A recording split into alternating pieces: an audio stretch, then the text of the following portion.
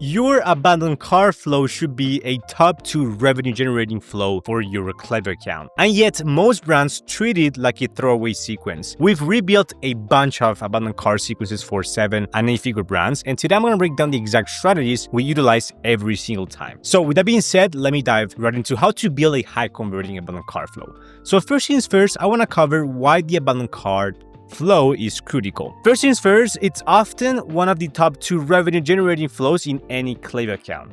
Intent is very high. These people actually added something to the cart and bailed. So for the most part, you don't need to educate them, you just only need to nudge them, right? And just nudge them in the right direction and just with the right incentives.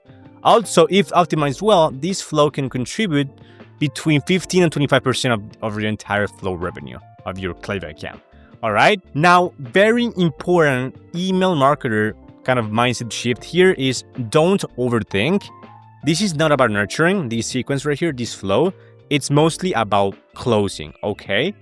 Now, first rule, which I think is extremely important, is you have to segment the flow by customer type.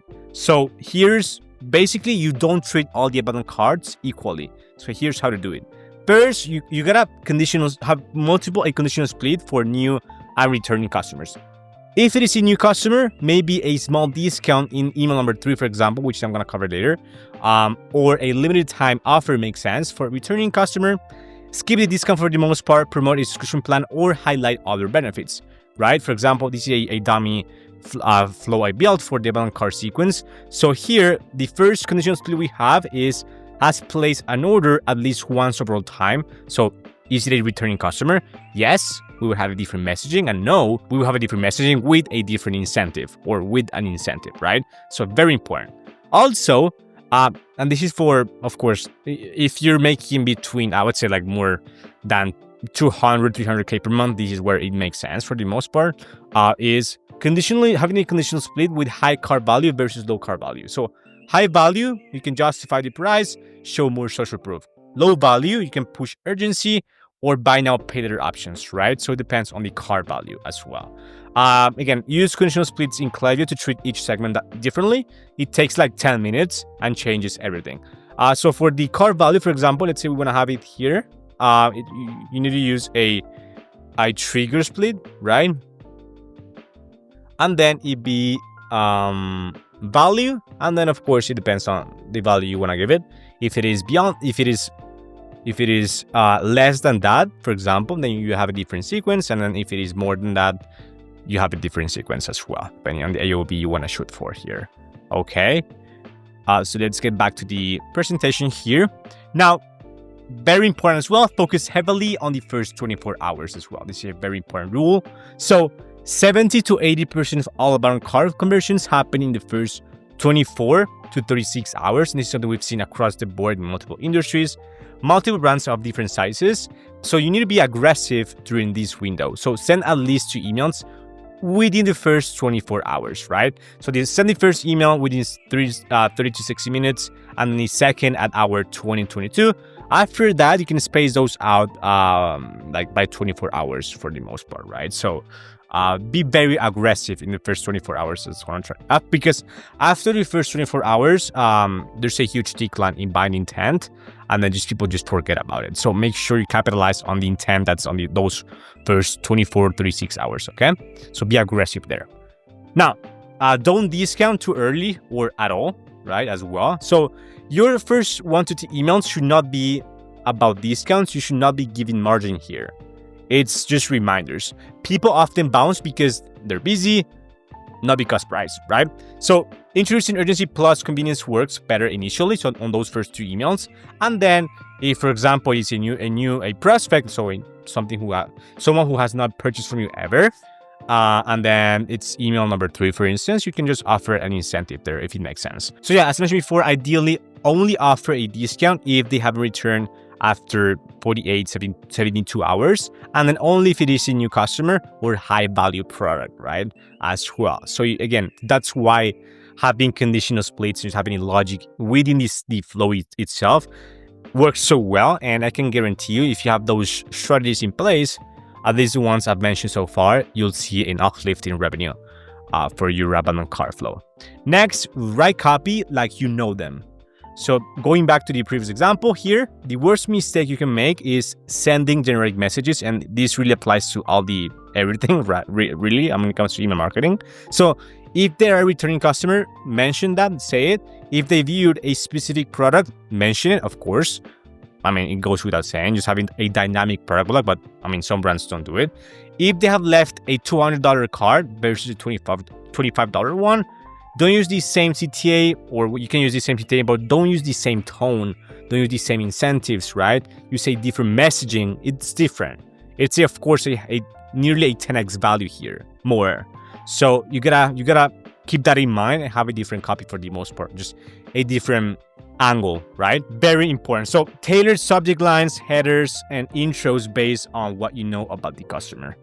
Also, very important is, I've talked about this many times before, is design your emails for scanners. So especially for mobile devices, essentially, right?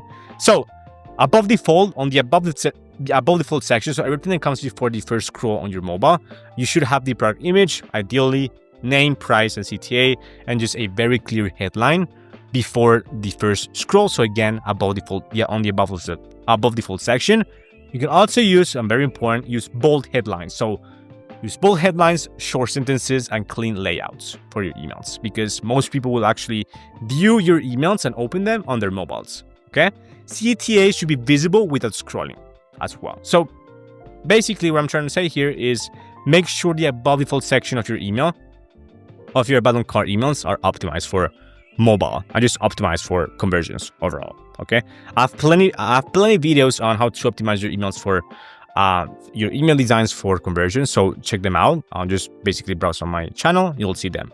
So of course, as I mentioned before, mobile first testing. So preview every version on iPhone, at least iPhone and Android.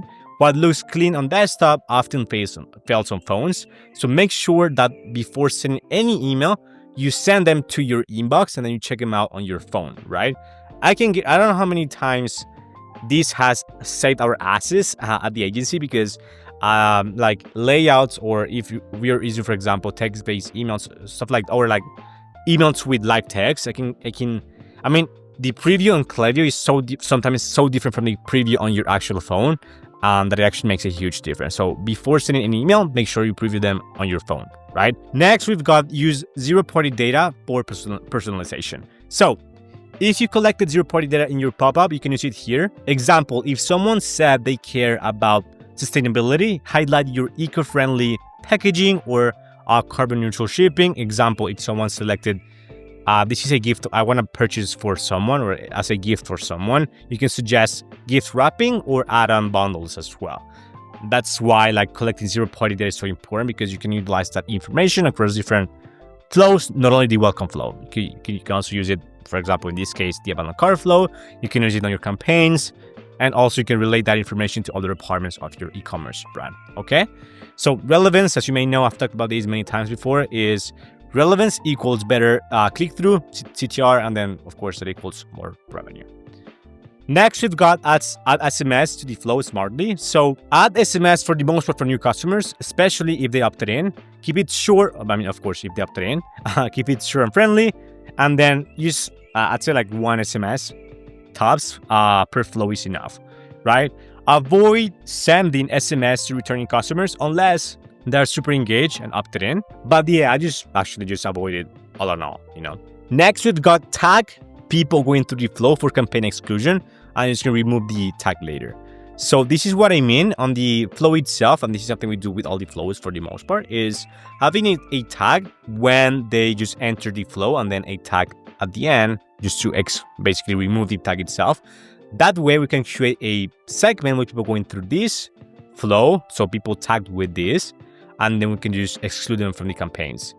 Honestly, you can test it. Sometimes it doesn't make a huge difference. Sometimes it does. So test it. So essentially excluding people going through flows from your weekly campaigns. All right. And yeah, essentially, so this avoids overwhelming people, right? Because you'll be sending weekly campaigns plus the abandoned cart flows or abandoned cart emails. And then it also improves flow performance plus inbox placement as well. Okay. And finally, A/B test aggressively, especially the email number one. So you can test subject lines, images versus no image, right? CTA positioning, all matter a lot in email number one. As I mentioned before in the beginning, most of the revenue will definitely come from the email number one. So you want to make sure that email is completely dialed in. So small changes can lead to a 5 to 10% lift in CTR and just revenue, even way more than that, to be honest with you. Especially, for example, if you test the subject lines and you see which happens sometimes, you might see a 20% increase in open rates. Man, that's gonna hit it for your flow. It's overall, you know. You can retest this every 30 to 60 days as traffic and seasonality shift. And this is very brand dependent. So if you have a huge brand, then I would say you can definitely A/B test more often and just multiple elements within, again, the first email for the most part.